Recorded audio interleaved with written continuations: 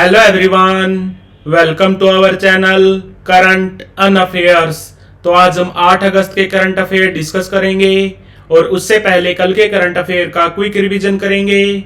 तो कल का पहला क्वेश्चन था,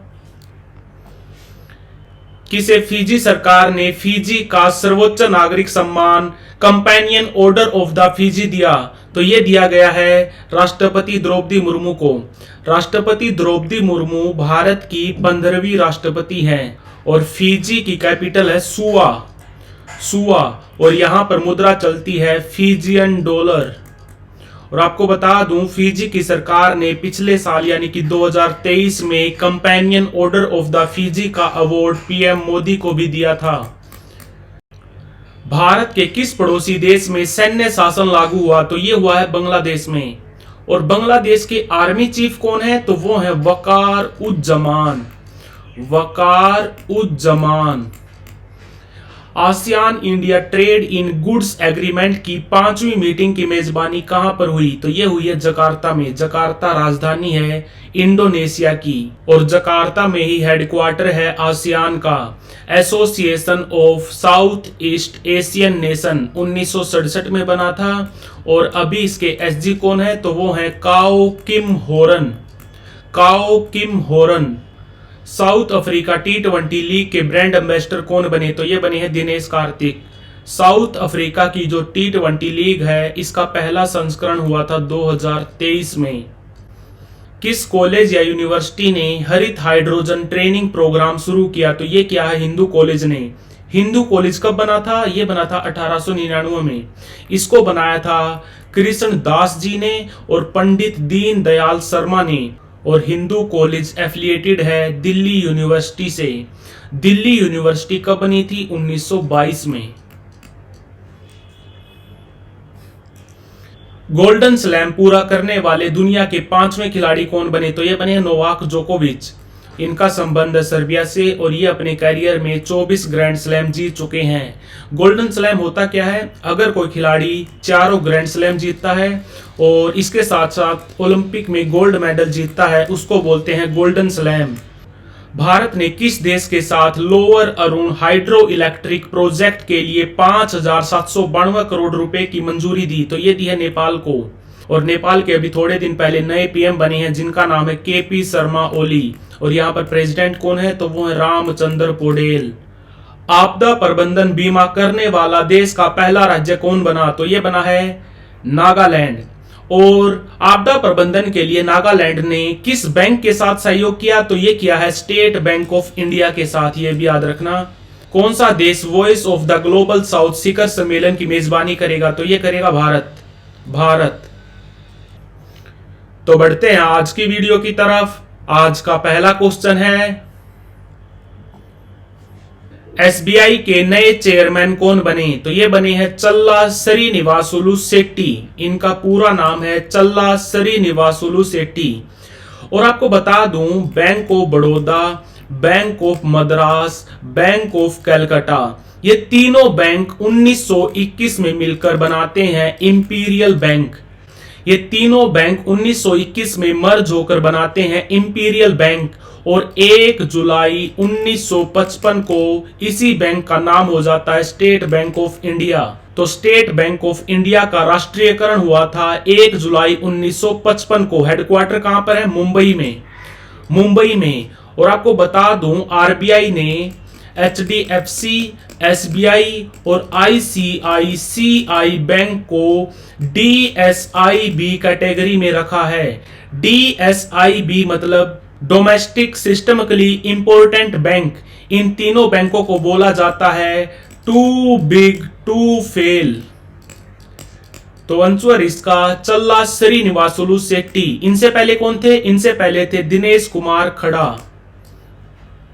हाल ही में किस कंपनी ने असम में 27,000 करोड़ की सेमीकंडक्टर सुविधा शुरू की? तो ये की है टाटा समूह ने। और टाटा समूह इस फैसिलिटी के थ्रू हर साल 15 बिलियन चिप प्रोड्यूस करेगी। ये भी याद रखना कितनी? 15 बिलियन। और बात करें अगर टाटा समूह की, तो ये कंपनी बनी थी 1868 में। एक पारसी व्यापारी थे जिनका नाम था जमशेद जी टाटा, इन्होंने स्थापना की थी। हेडक्वार्टर है मुंबई में। अभी चेयरमैन कौन है? तो वो है एन चंद्रशेखरन, नटराजन चंद्रशेखरन। ये है रतन टाटा और ये है असम के सीएम हेमंता बिस्वा शर्मा। इनकी पार्टी है भारतीय जनता पार्टी। असम के अभी राज्यपाल कौन है? तो वो है लक्ष्मण प्रसाद आचार्य। तो आंसर इसका टाटा समूह। हाल ही में भाला फेंक दिवस कब मनाया गया, यानी कि जेवलिन डे कब मनाया जाता है? तो यह मनाया जाता है 7 अगस्त को। क्यों? क्योंकि 7 अगस्त 2021 को टोक्यो ओलंपिक में नीरज चोपड़ा पहले इंडियन एथलीट बने थे जिन्होंने ट्रैक एंड फील्ड इवेंट में गोल्ड मेडल जीता था। और नीरज चोपड़ा का संबंध कहां से है? तो वो है हरियाणा से। हरियाणा से। और इन्होंने टोक्यो ओलंपिक में जेवलिन कितनी दूर फेंका था? तो वो फेंका था 87.58 मीटर। 87.58 मीटर। और नीरज चोपड़ा के नाम से एक स्टेडियम भी बनाया गया है। कहां पर? पुणे में, जिसका उद्घाटन किया था हमारे रक्षा मंत्री राजनाथ सिंह ने। तो ये भी याद रखना। तो भाला फेंक दिवस मनाया जाता है 7 अगस्त को। और 6 अगस्त को मनाया जाता है हिरोशिमा डे। हिरोशिमा डे क्यों?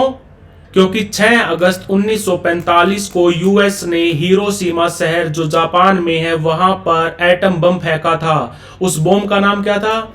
एटम बम का नाम था लिटिल बॉय। Little boy. और जो 9 अगस्त को फेंका था नागासाकी में, उसका नाम था फैट मैन। हाल ही में राष्ट्रीय महिला आयोग ने साइबर अपराधों से निपटने के लिए डिजिटल शक्ति केंद्र कहां शुरू किया? तो ये किया है नई दिल्ली में। नेशनल कमीशन फॉर वीमेन कब बना था? 1992 में, 1992 में। और यह हमारे महिला एवं बाल विकास मंत्रालय के अंडर काम करता है।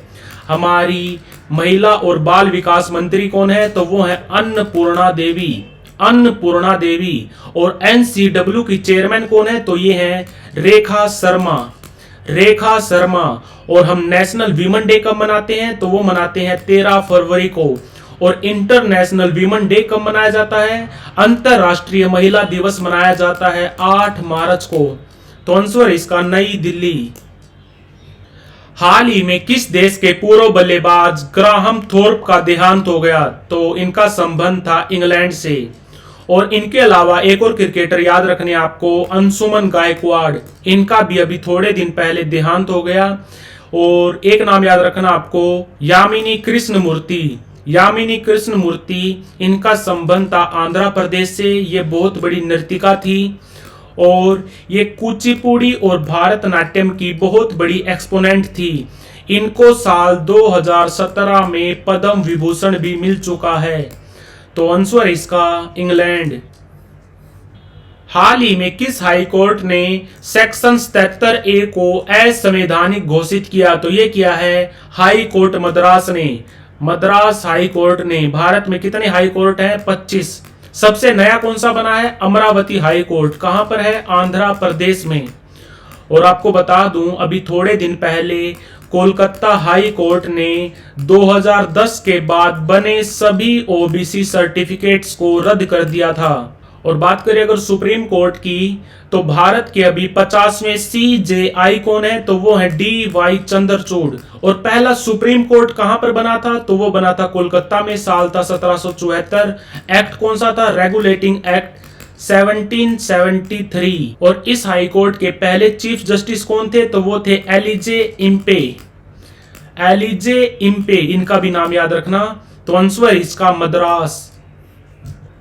हाल ही में किस राज्य सरकार ने सभी फसलों को MSP यानी कि मिनिमम सपोर्ट प्राइस के दायरे में लाने की घोषणा की है? तो ये कि हरियाणा राज्य सरकार ने। सीएम कौन है? नायब सिंह सैनी। और यहाँ पर राज्यपाल कौन है? तो वो है बंडारू दत्तात्रेय। हमारे कृषि मंत्री कौन है? शिवराज सिंह चौहान। और जो FCI है, FCI हो गया, नाफेड हो गया। नाफेड कब बना था? ये FCI बना था 1965 में। नाफेड यानी कि national agricultural cooperative marketing federation of India कब बना था? 1958 में। और ग्रीन रिवॉल्यूशन के फादर कौन है? तो वो है MS स्वामीनाथन। और इनको इस साल यानी कि 2024 में भारत रत्न भी दिया गया था। तो सभी 24 फसलों को एमएसपी के दायरे में लाने की घोषणा की है हरियाणा राज्य सरकार ने। हाल ही में किस देश के डेक्कन विश्वविद्यालय ने गुजरात के गिफ्ट सिटी में अपना कैंपस स्थापित किया? भारत में कैंपस स्थापित करने वाली पहली फॉरेन यूनिवर्सिटी बनी है डेक्कन यूनिवर्सिटी।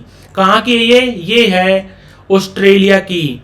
बात करें अगर गिफ्ट सिटी की, 2015 में बनी थी, उद्घाटन किया था पीएम मोदी जी ने। और ये कहां पर है? ये है अहमदाबाद में।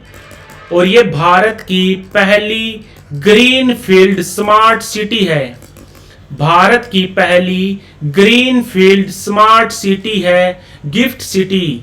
इसका उद्घाटन हुआ था 2015 में और भारत में अपना कैंपस स्थापित करने वाला पहला विश्वविद्यालय बना है डेक्कन विश्वविद्यालय।